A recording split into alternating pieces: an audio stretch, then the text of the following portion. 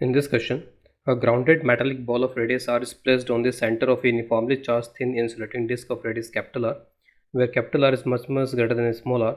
If total charge on the disk is capital Q, find force of electrostatic interaction between the ball and the disk. तो इसमें जो disc है वो insulating है, non conducting है, और जो बॉल है वो कंडक्टिंग है और ये ग्राउंडेड है.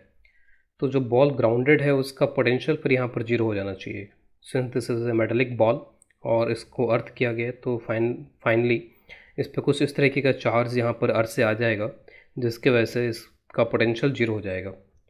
तो मैं यहाँ पर कुछ इस तरीके का डायग्राम इसके लिए बना सकता हूँ. थोड़ा सा लार्ज स्केल पर डायग्राम बना लेते हैं. तो इसके जो रेडियस है वो रेडियस ये स्मॉल आर के बराबर यहाँ पर इसकी रेडियस है, और ये जो डिस्क है इस डिस्क की रेडियस है कैपिटल आर. तो इसके कंपैरिजन में ये जो डिस्क है वो डिस्क बहुत ही बड़ी है इसमें.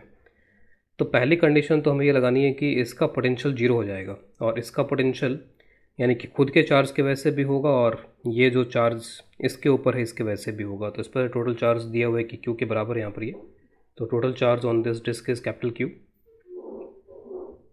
और इस पर जो चार्ज होगा तो हो सकता है कि इसके इलेक्ट्रिक फील्ड की वजह से जो चार्ज होगा वो नॉन यूनिफॉर्मली डिस्ट्रीब्यूटेड होगा. तो मैं एज्यूम कर लेता हूँ कि इसके ऊपर क्यू चार्ज है, और वो चार्ज मुझे दिख रहा है कि नेगेटिव होना चाहिए, क्योंकि इसके वजह से जो पोटेंशियल क्रिएट होगा वो पॉजिटिव पोटेंशियल क्रिएट होगा, और फिर कुछ नेगेटिव चार्ज की मुझे ज़रूरत होगी, और वो negative charge negative potential create करेगा जिससे कि जो टोटल पोटेंशियल है वो जीरो हो जाएगा. और हमें पता है कि जो मेटल होता है, मेटल एक तरीके से यहाँ पर ये पूरी तरीके से इक्विपोटेंशियल बॉडी होती है. तो पोटेंशियल किसी पॉइंट का बराबर ही होता है. आप ये पॉइंट ले लो, ये पॉइंट ले लो, कोई पॉइंट यहाँ पे ले लो, हर एक पॉइंट का जो पोटेंशियल होगा वो इक्वल होगा यहाँ पर इसमें. लेकिन कैलकुलेशन पॉइंट ऑफ व्यू से जनरली जो सेंटर वाला पॉइंट होता है, ये सेंटर वाला पॉइंट ही एक तरीके से हम बहुत आसानी से यहाँ का पोटेंशियल कैलकुलेट कर पाते हैं. इवन इफ़ कि इसके सरफेस पे चार्ज नॉन यूनिफॉर्मली डिस्ट्रीब्यूटेड हो तब भी यहाँ पर सेंटर पोटेंशियल आसानी से बताया जा सकता है. तो मैं सेंटर का पोटेंशियल ले लेता हूँ, और वही पोटेंशियल हर एक पॉइंट का होगा, क्योंकि दिस इज़ मेटेलिक बॉडी और conducting body, this is equipotential body. तो V of this ball, metallic ball, और इसको मैं लिख सकता हूँ it is V at the centre of the metallic ball and this would be equal to zero. तो एक तो इस चार्ज की वजह से और एक इस चार्ज की वजह से. अब इसमें हम कुछ फार्मूलाज डायरेक्टली यूज़ कर रहे हैं इसमें, तो we should use the formula of potential of this disc directly. तो डिस्क का जो पोटेंशियल का फार्मूला होता है वो हमें डायरेक्टली याद होना चाहिए, otherwise you have to derive it. तो जो डिस्क है उस डिस्क की एक्सिस पे अगर ये एक्स डिस्टेंस पे अगर एक कोई पॉइंट होता है तो यहाँ पर कितना पोटेंशियल होगा. अगर इस पर चार्ज डेंसिटी सिग्मा के इक्वल है, रेडियस लेट से आर के इक्वल है, तो पोटेंशियल ड्यू टू डिस्क का फॉर्मूला होता है sigma by 2 epsilon naught under root R square plus X square minus X के इक्वल.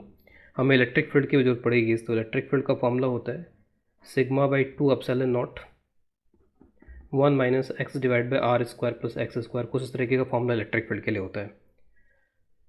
अब यहाँ पर सेंटर पे पोटेंशियल लिख रहे हैं, तो सेंटर पे पोटेंशियल एक तो इस चार्ज की वजह से आएगा और एक इस चार्ज की वजह से आएगा. तो मैं ऐसा बोल सकता हूँ कि मैग्नीट्यूड वाइज दोनों का पोटेंशियल बराबर हो जाना चाहिए, क्योंकि मुझे पता है कि ये नेगेटिव चार्ज होगा ही होगा. तो मैं क्यों ना इसको माइनस क्यू यहाँ पर लिख लेता हूँ.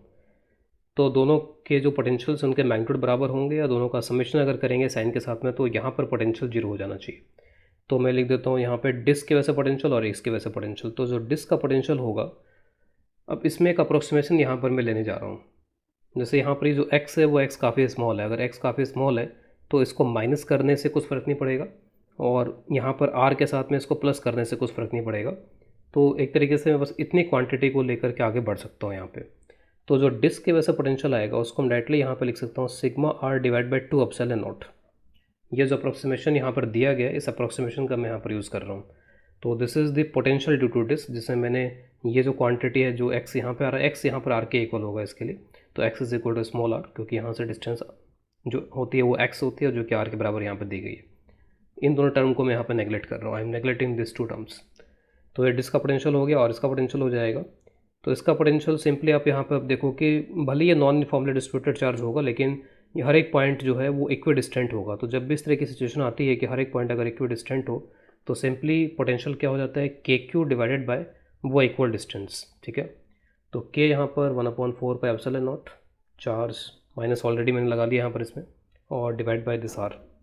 तो ये सारा जीरो के बराबर हो जाना चाहिए. तो यहाँ से आप कितना चार्ज यहाँ पर इस पर होगा वो निकाल सकते हो। तो ये 2 epsilon not will be cancelled.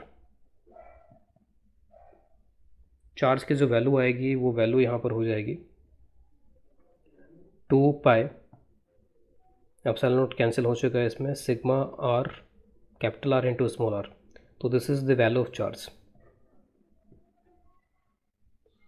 एक बार चार्ज आ गया, बस आपको जस्ट इतना करना है कि इनके बेस में फोर्स निकालना है। तो आप इसकी वजह से इलेक्ट्रिक फील्ड निकाल लो कि इसकी वजह से इलेक्ट्रिक फील्ड क्या होगा। इलेक्ट्रिक फील्ड और चार्ज के मल्टीप्लिकेशन से फोर्स निकाला जा सकता है।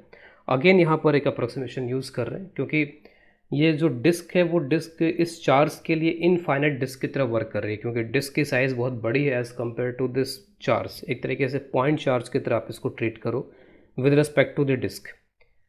तो कोई भी इस तरीके का जो प्लेन चार्ज होता है, एक तरीके से प्लेन चार्ज टाइप का, सरफेस चार्ज टाइप का है यहाँ पर ये। तो प्लेन चार्ज या सरफेस चार्ज टाइप का है और ये इनफाइनाइट टाइप का है, दिस इज़ ऑलमोस्ट इनफाइनाइट। तो अगर यहाँ पर ये इनफाइनाइट टाइप का है तो आप डायरेक्टली ये फॉर्मूला भी यूज़ कर सकते हो। जैसे इनफाइनाइट इसका फॉर्मूला क्या होता है, सिग्मा बाई 2 एप्सिलॉन नॉट।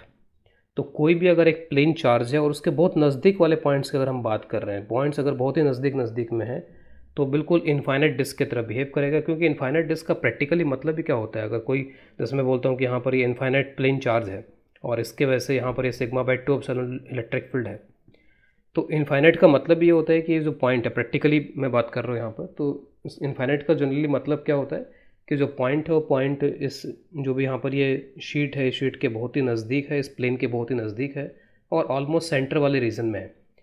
तो इनफाइनाइट का मतलब ऑलमोस्ट सेंटर वाले रीजन में है और इसके बहुत ही नज़दीक है। तो ऐसे पॉइंट के लिए ये जो भी यहाँ पर प्लेन है वो इनफाइनाइट प्लेन की तरह बिहेव करता है। यहाँ पर भी बिल्कुल वैसा का वैसा ही है। या फिर इसमें आप एक अप्रोक्सीमेशन ले लो, तो जैसे यहाँ से x हटाओ तो x बाई आर आ जाएगा और 1 माइनस एक्स बाई आर, तो x again x by R 1 से बहुत ही कम होगा, तो आप उसको हटा करके बोल सकते हो कि this is approximately sigma by 2 epsilon not. तो इलेक्ट्रिक फील्ड जो मैं यहाँ पे डिस्क का ले रहा हूँ वो करीब करीब इतना ही होगा, सिग्मा बाई 2 एप्सिलॉन नॉट, क्योंकि जो पॉइंट्स हैं बहुत ही नज़दीक हैं। तो इस पूरे पे जितना भी ये जो चार्ज यहाँ पे स्प्रेडेड है, इस पूरे चार्ज के ऊपर आप इलेक्ट्रिक फील्ड को ऑलमोस्ट यूनिफॉर्म कंसिडर कर सकते हो और उससे फिर आप चार्ज को डायरेक्टली मल्टीप्लाई कर सकते हो। तो मैं यहाँ पर कंसिडर करने जा रहा हूँ इलेक्ट्रिक फील्ड को यूनिफॉर्म जैसा। Force of interaction is Q into E हो जाएगा सिंपली।